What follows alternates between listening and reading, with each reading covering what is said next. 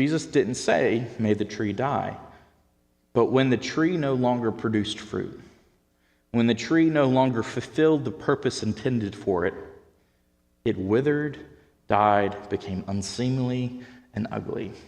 When the temple no longer fulfilled its purpose, when it was no longer a place where the nations could come to worship God and could come to pray, it died, it withered, it became unseemly and ugly.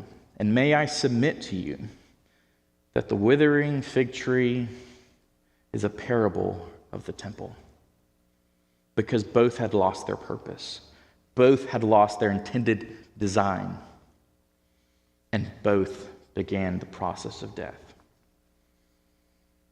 And so Jesus presents us with a dynamic where faithlessness, unforgiveness, and bitterness leads to death.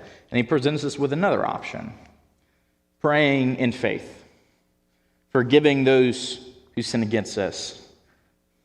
Forgive us our trespasses, we forgive those who trespass against us. Sound familiar? Presents us with two options. One leads to death, and one leads to life.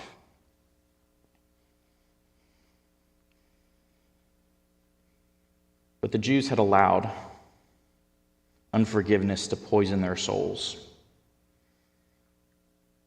against those who were not like them.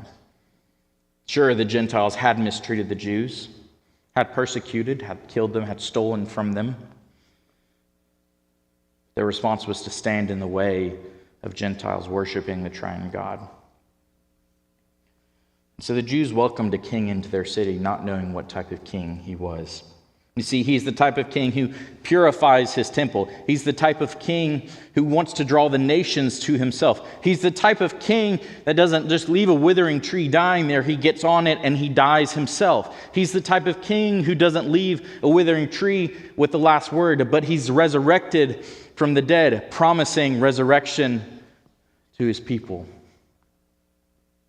He's the type of king who doesn't sit idly by while our souls are poisoned by unforgiveness.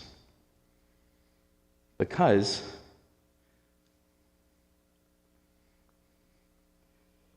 maybe the person you prefer to avoid is at the feet of Jesus too.